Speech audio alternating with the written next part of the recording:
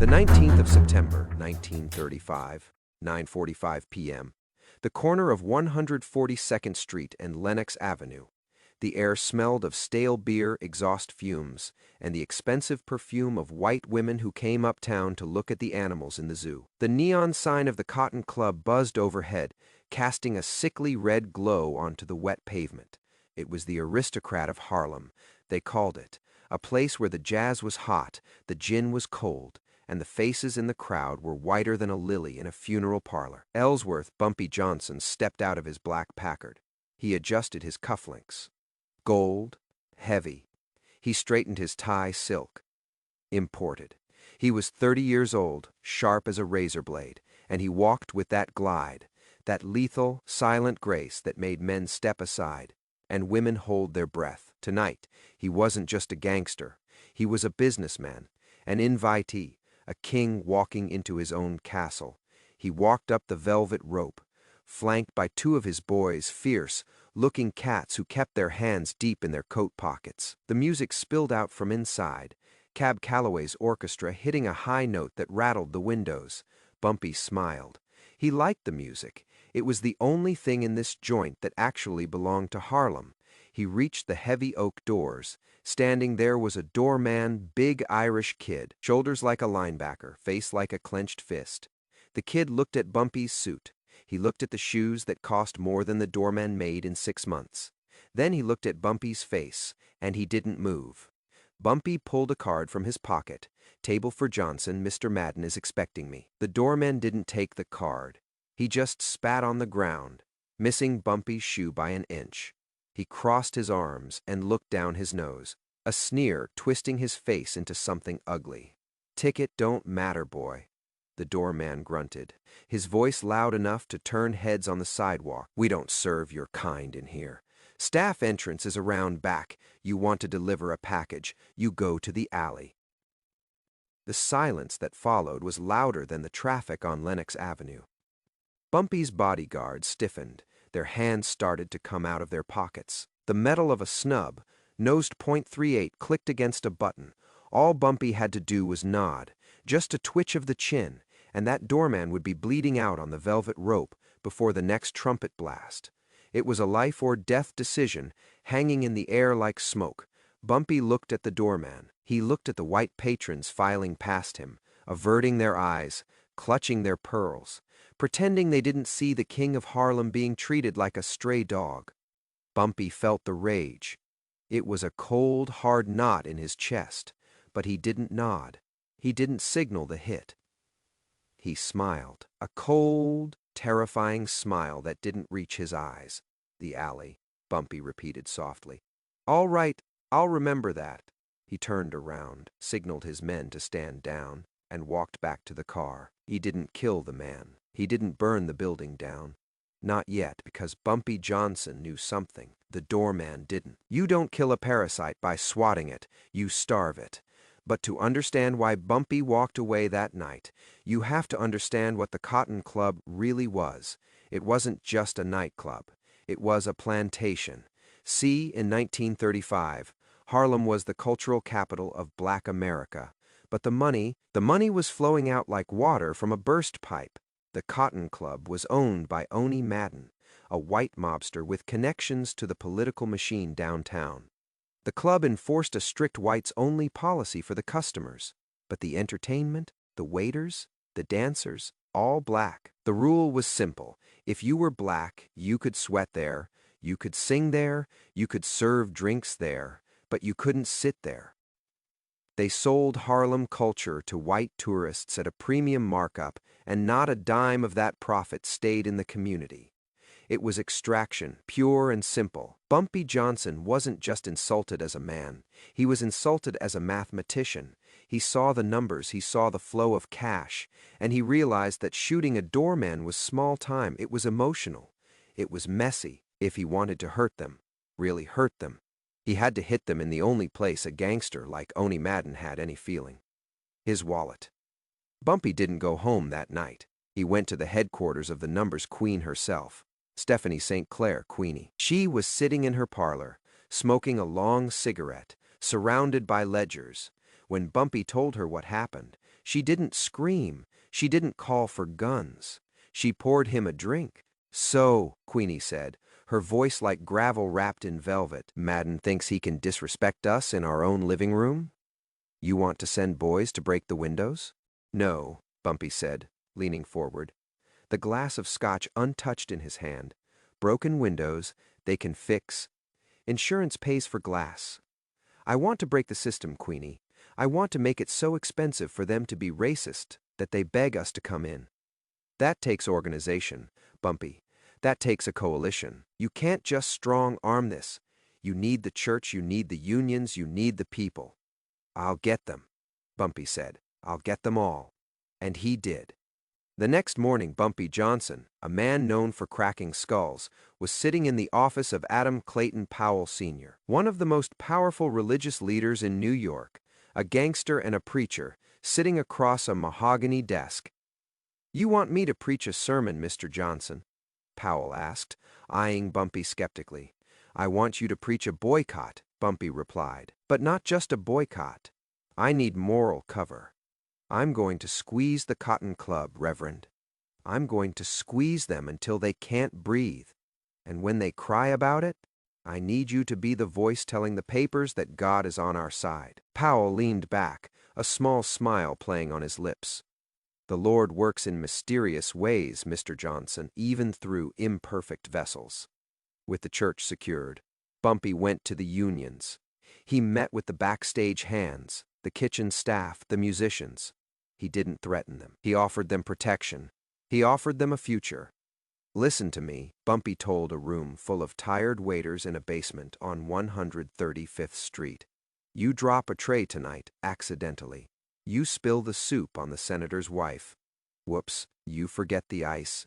You mix up the orders. You slow it down. Slow it all the way down.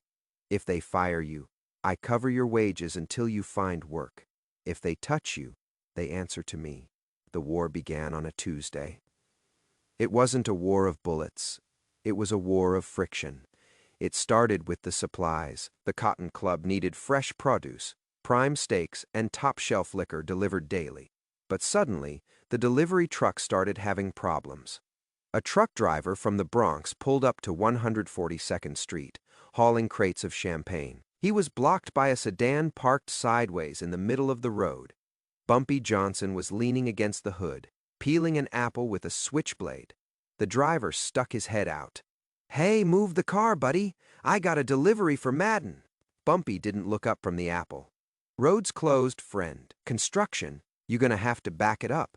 I don't see no construction." Bumpy looked up then. He pointed the knife at the driver. "I said, road's closed. You turn that truck around, or maybe the road ain't the only thing that gets closed today." The driver looked at Bumpy. He looked at the three men stepping out of the shadows of the alley.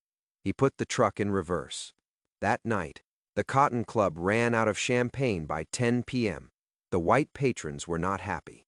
Then came the service sabotage inside the club. It was chaos. The waiters, emboldened by Bumpy's promise, started moving in slow motion. A table of Wall Street bankers waited 45 minutes for a round of gin fizzes. When the drinks finally arrived, they were warm, the soup was cold, the steaks were tough. "Boy," a banker yelled at a waiter, "this service is atrocious. Where is the manager?" The waiter, a young man who had grown up terrified of these people, looked the banker in the eye. He remembered Bumpy's words. "They answer to me." "Manager's busy, sir," the waiter said, deadpan. "Kitchen's having technical difficulties." The atmosphere in the club curdled. The glamour was stripping away, revealing the frustration underneath. But Bumpy wasn't done. He had the streets, and he had the staff. But he needed the law. He called in favors with the local precinct captains, men he had been paying off for years.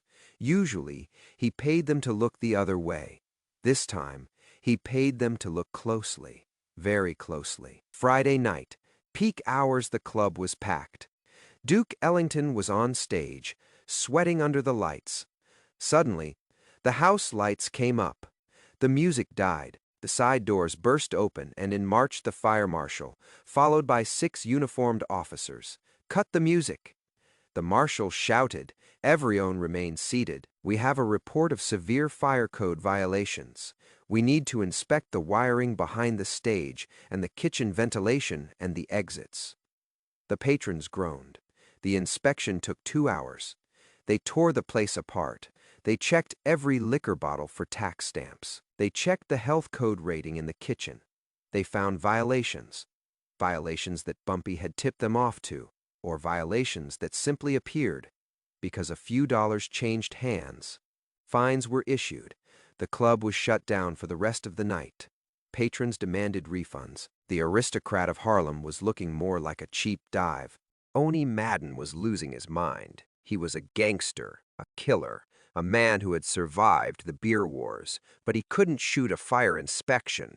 He couldn't whip a delivery truck that never arrived. He sat in his office, looking at the books. The red ink was bleeding all over the pages. He called his floor manager. "What the hell is happening? Is it the Italians? Is it the feds?" The manager shook his head, looking nervous. "It ain't the feds, boss. It is Johnson, Bumpy Johnson. The word is out. Nothing moves in Harlem without his say. So he has got a chokehold on the block." Madden slammed his fist on the desk. "He is a two-bit hood. I'll have him killed." "You kill him," the manager whispered, "and the whole neighborhood burns down. You won't have a club left to open. The staff walks. The musicians walk. The trucks don't come back. You can't kill a ghost, Oni. He is everywhere." Madden sank back into his chair. He lit a cigar, his hands shaking just a little. He realized then that the game had changed. The old way brute force, intimidation, didn't work on a man who understood leverage. Bumpy Johnson had unionized crime.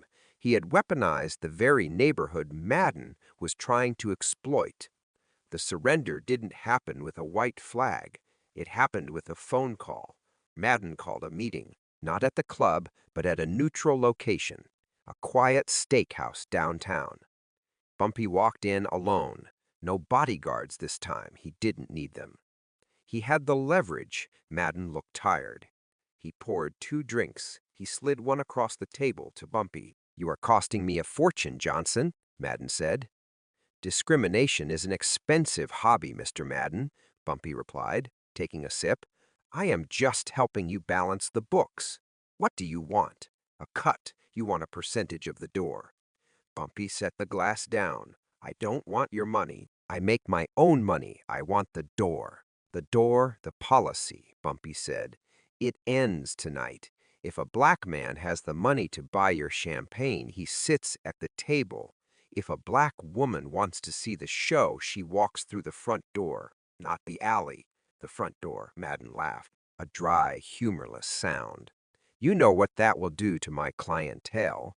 The white folks won't come if they have to rub elbows with." "They'll come," Bumpy interrupted. "They'll come because the music is the best in the world. They'll come because the whiskey is good. And if they don't, well, Harlem has plenty of money, Mr. Madden. You've just been refusing to take it." Madden stared at him for a long time. He looked for a bluff. He didn't find one. He saw the fire inspections, the supply issues, the labor strikes. He saw the end of his business. "Fine," Madden grunted. "Fine, but if there is trouble—" "There won't be trouble," Bumpy stood up, "unless your doorman forgets his manners again." The 18th of October, 1935. 3 days later, the Cotton Club was glowing again. But this time, the vibe was different. A black limousine pulled up to the curb. Bumpy Johnson stepped out.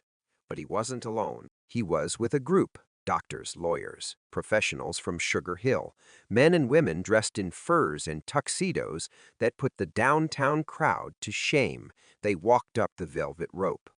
The same Irish doorman was there. He looked at Bumpy. He looked at the group. He looked at his shoes. He swallowed hard. He unhooked the velvet rope. "Good evening, Mr. Johnson," the doorman mumbled. "Right this way." Bumpy didn't gloat. He didn't stop to taunt the man. He just nodded, a small, dignified acknowledgement of the victory. He led his group through the heavy oak doors into the main ballroom. The room went quiet for a second. Heads turned. Eyes widened. But then the band leader, who knew exactly what time it was, kicked into a high-energy swing number. The music filled the silence. Bumpy led his party to a prime table, right in the center of the action. He sat down. He ordered a bottle of the best champagne in the house. As the waiter, the same waiter who had sabotaged the soup a week earlier, popped the cork, he gave Bumpy a subtle wink.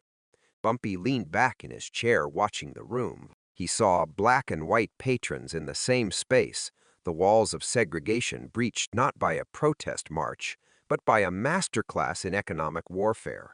He took a sip of the cold gold liquid. It tasted like victory. This event right here proved something that the history books often forget. It proved that you don't always need to plead for your rights. Sometimes you have to take them. You have to organize. You have to make the cost of hate higher than the cost of respect. Bumpy Johnson was a gangster, sure. He was a criminal. He did bad things, but on that night, in the heart of Harlem, he was the only man strong enough to force the doors open. He showed New York that the color of your skin didn't matter half as much as the power of your leverage. And that, my friends, is why they call him the Godfather, because he didn't just run the streets, he owned them.